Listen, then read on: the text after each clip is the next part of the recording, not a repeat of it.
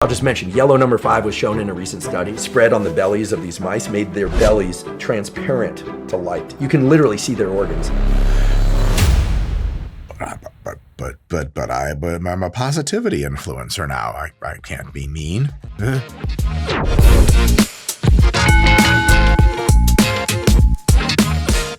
Hey folks, Dr. Mike here for RP Strength. I'm a former professor of exercise and sports science, a competitive Brazilian Jiu-Jitsu grappler and bodybuilder, and a person who has maybe the most incredible haircut ever given to a human being. Huh? You guys like that? A little balding, a little kind of like, what am I doing here anyway? In any case, my grotesqueness aside, maybe it's beauty, eye of the beholder type of shit. Today, we are going to talk about Dr. Andrew Huberman. You may not have heard of him because he's just coming up in the world, very small influencer, but he will claim to know things about how the human body works and how nutrition works and things like that. So today we'll find out, what does he really know? And does he really know what he really knows? I had nothing. Anyway, let's take a look at stuff and see if we can learn something. 3, 2, 1, learning time. Let's come up with the ideal intermittent fasting, aka time-restricted feeding schedule for you. You want to avoid ingesting any food of any kind, even 1 gram of sugar. Remember, this is the ideal. 1 gram of sugar even would be too much, for the 2 to 3 hours prior to bedtime. How do I say this best? The idea that 1 gram of sugar extra with 3 hours before bedtime will meaningfully impact long-term health and body composition and sleep quality borders on mental illness. And I'm not accusing Andrew Huberman of being mentally ill, of course. He's the opposite, insanely competent.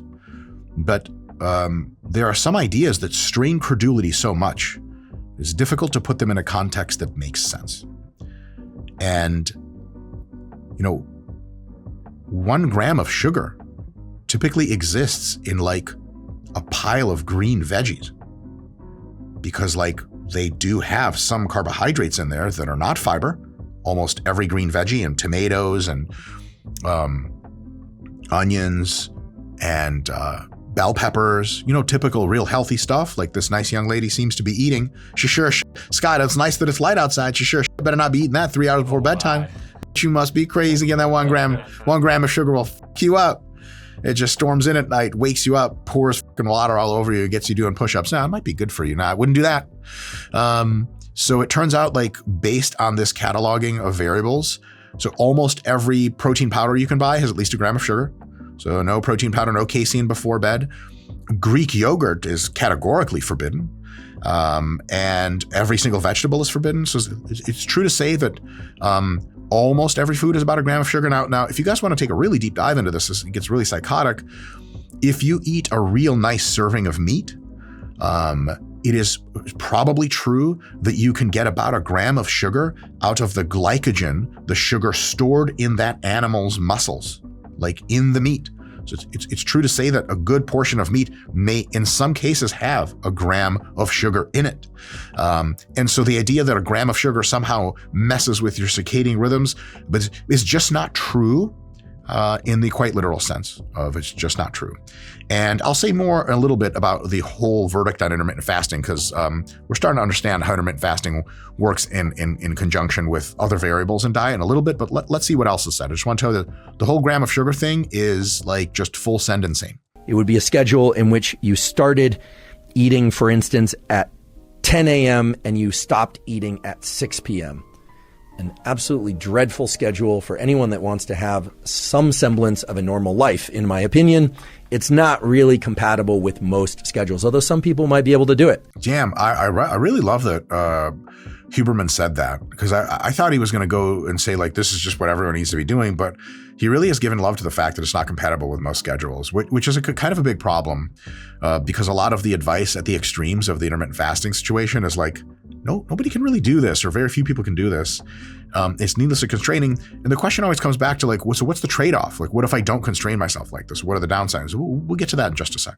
And then, of course, we discussed how making sure that you're ingesting enough fluids, in particular water and salt, especially if you're using caffeine in order to increase your levels of alertness, regardless of where that caffeine source comes from, coffee, tea, or otherwise. That can cause the excretion of sodium and can lead to a kind of shakiness, a lightheadedness, and the feelings of hunger that may or may not be related to blood glucose. Okay. Some good stuff in there. Yes, caffeine helps dehydrate you a little bit. Almost everyone gets their caffeine from fluid consumption. And so it ends up being that caffeine actually hydrates you more on the net balance because, like, if you drink a cup of coffee, there's some fluid excreted because of the caffeine, but there's more fluid introduced with coffee. So the next thing you have to wonder is like, okay, but pure fluid is getting excreted, and that means that like maybe there's like a salt thing because most caffeine drinks have not any real salt in them. And so we're constantly drinking more to get the caffeine and peeing out more and then drinking more to make up for that. So maybe we can get a low salt situation. That is possible for people that are in very hot climates, people that chronically undereat salt in their diets. That's almost no one, by the way. Typical Americans just generally get more salt than they need by a long shot. This has been a public health concern for generations. And folks undergoing intense physical activity consistently in hot climates who are sweating a lot can run into sodium issues. Now, for them, I would say like eating more salt in your diet overall is totally fine. But if you want to keep it simple, that every time you have one of these workouts that gets you really, really sweaty and makes you lose a lot of fluids, just throwing in an element pack into there, which is like a proprietary blend of various kinds of electrolytes, aka salts, that are super well balanced. It's tasty. You shake it up in your shaker. You can add it to your protein and carbs at the end of a workout, whatever you like. That can take care of that. You can also increase the sodium intake from the rest of your diet, but this element situation is for folks that are very hard training athletes that are sweating a lot. And for everyone else, most people are just consuming enough salt. So we do Elements a sponsor. You can buy their link in the description and all that stuff. But there's kind of a direct way to go about the problem. I will say for most people who consume caffeine, most people probably who are in Andrew Huberman's demographic are consuming more than enough salt and almost never run into this problem. Some people genuinely need to eat. I certainly would not want to see people getting hypoglycemic to the point where it's dangerous. Certainly if you are diabetic. Okay, so hypoglycemia to the point where it's dangerous occurs to very, very few people, but yeah, definitely don't want that to happen. Most people will not get hypoglycemia when they don't eat because the body's glucagon axis makes blood glucose appear from your liver into your blood.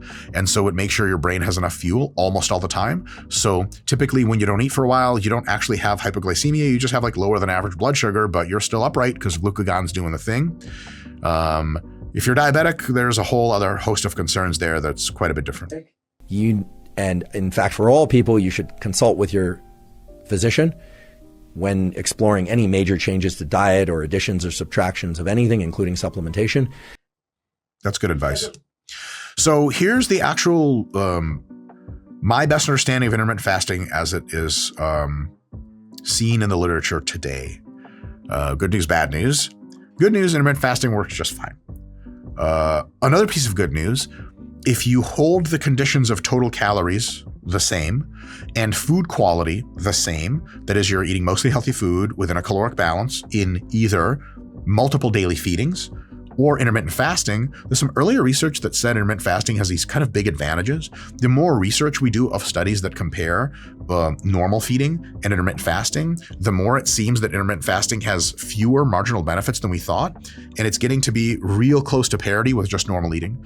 So current best practice understanding as far as I see it, and it could be that like I'm not entirely correct, or Andrew Huberman is not entirely correct, or we're both not entirely correct. That's probably the one.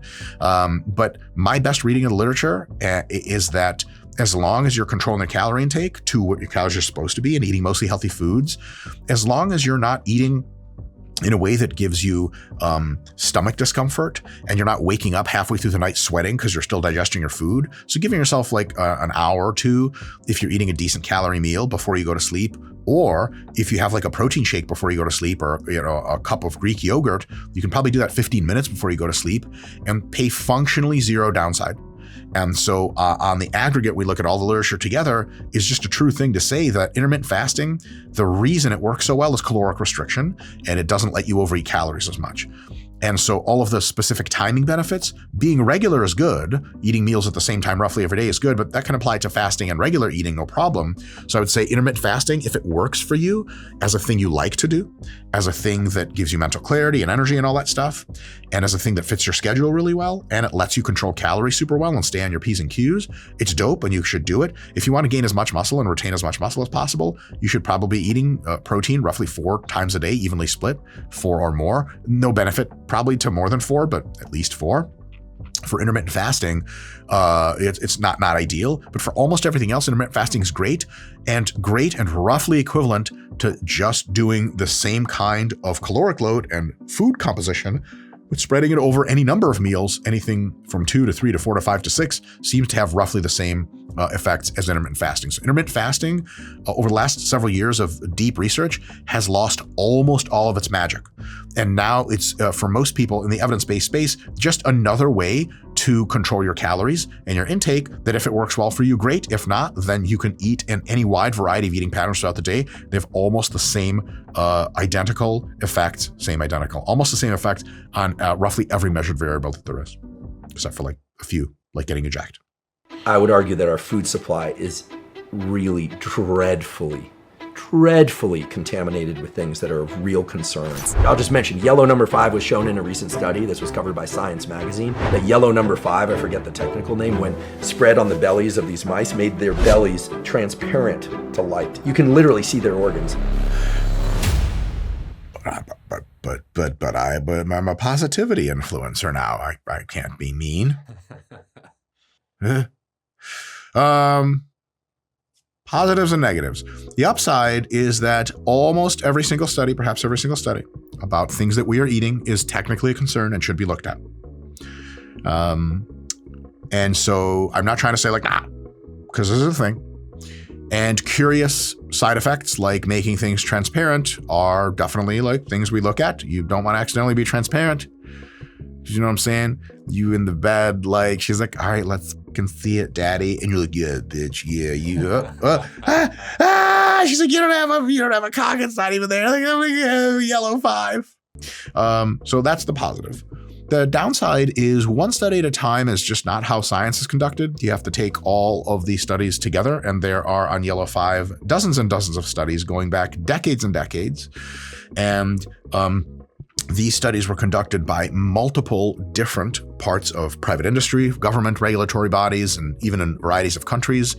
And they all go through a very, very meticulous approval process to be allowed to be served as food additives to people in the United States and almost every other country. And almost always, food dyes that are approved for use in the United States have been shown by teams of professional toxicologists whose job it is to figure out how unhealthy various things are. Because remember, everything's unhealthy to some degree. You can drink so much water that you die. The sun is a thermonuclear bomb that shoots pure radiation at you. Just as a reminder, they have to set these cutoffs and limits as to what's healthy and not. And they usually do whatever's like healthy unless you eat that much of it. And they usually divide that number by 10, and that's the max allowable RDA, and they go on that. So they're not like getting close to it ever. As a matter of fact, they're not getting to within a factor of 10 of it almost ever. And so when they look at this kind of stuff for things like yellow 5 and red, whatever the hell, all these dyes and additives go through this extensive process, and pretty much all of them that are approved, it's not really controversial if they're very, very safe in the typical dosage people take them.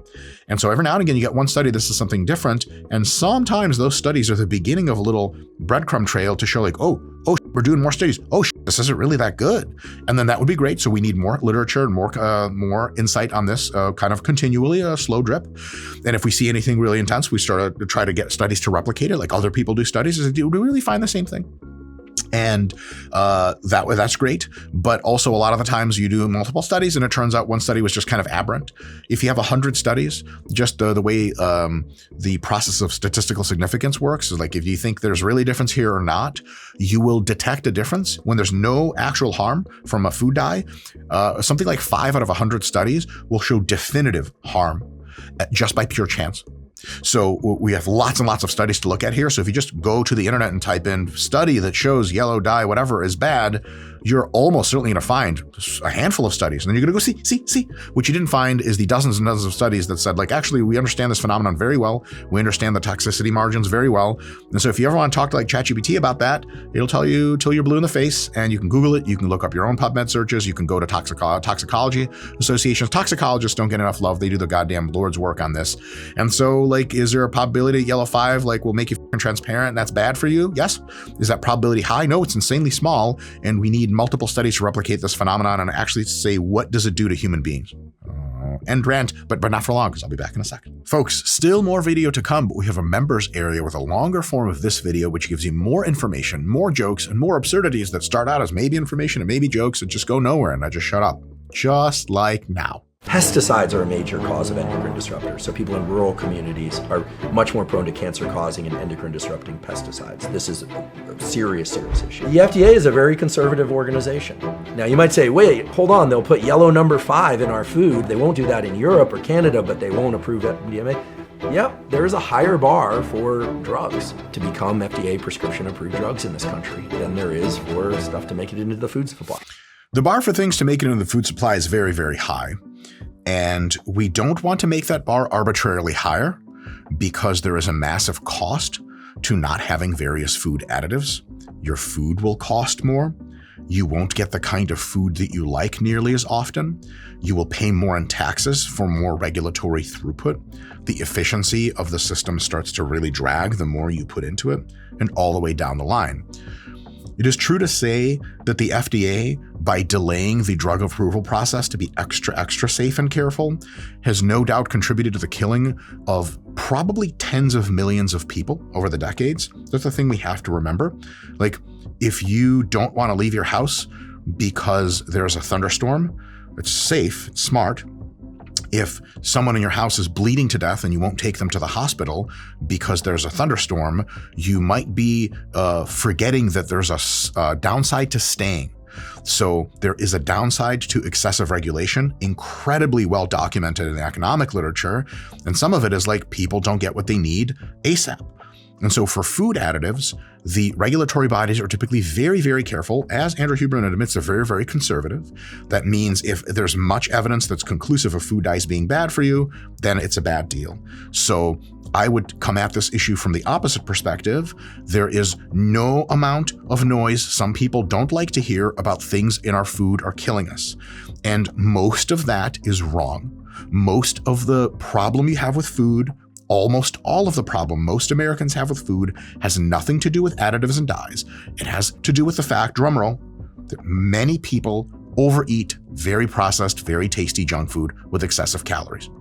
And if you have food that's artificially dyed or colored or whatever added, and you stick to a roughly healthy diet, having some of those foods, as you're supposed to, sticking within your calories and having generally high level of physical activity, we almost can never detect any maladies that these additives are causing.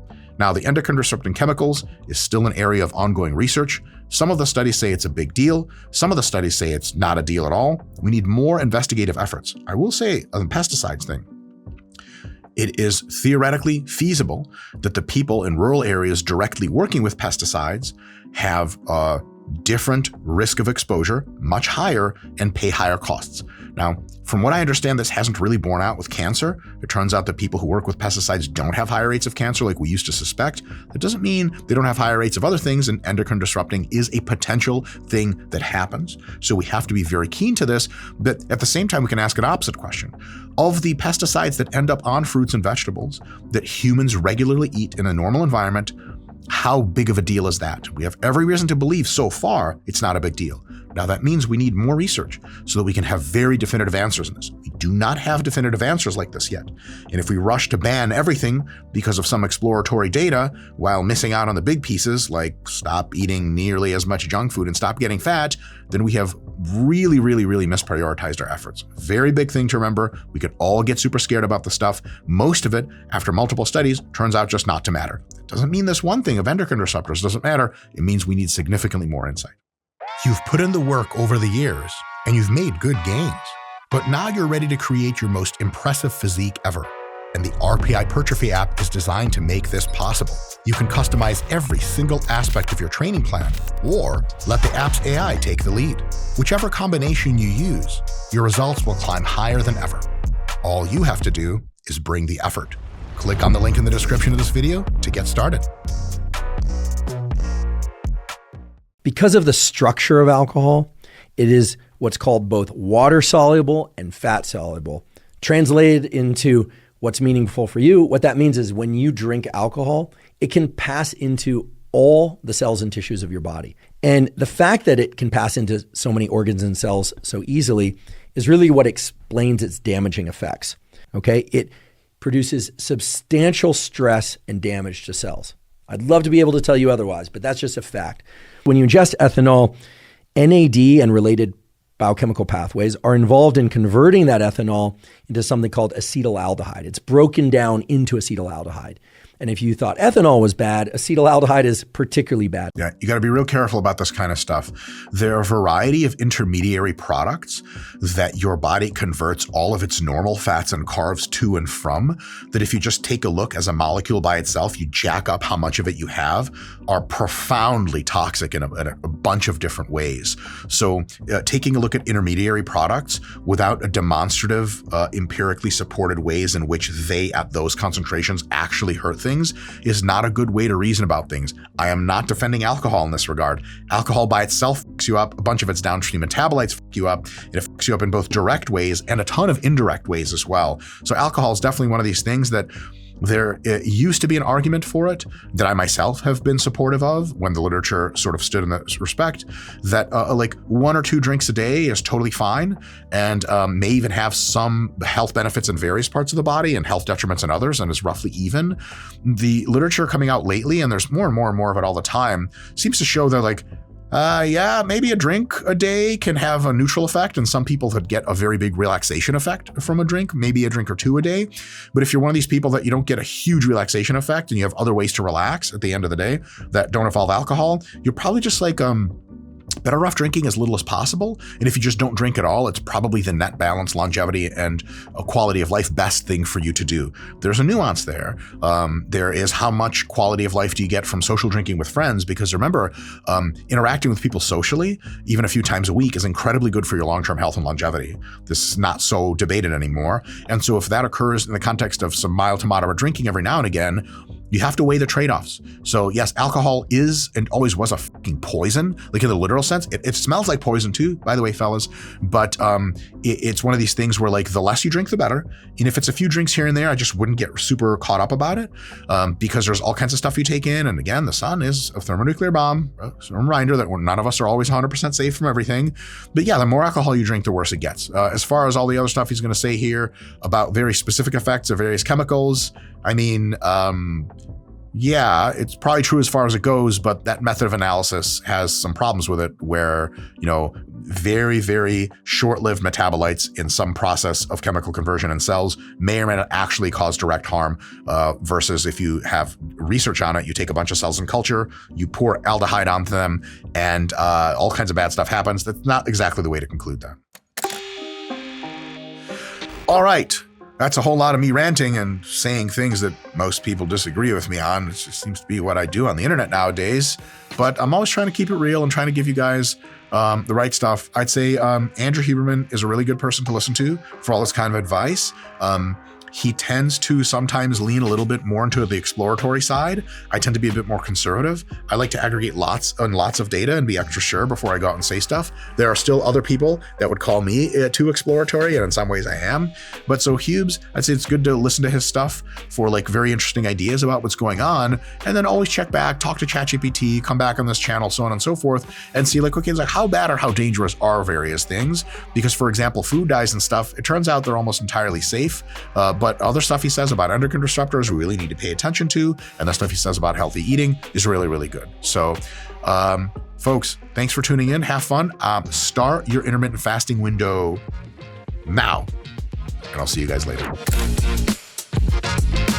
All right, that was fun. Hopefully things were learned. I sure learned something.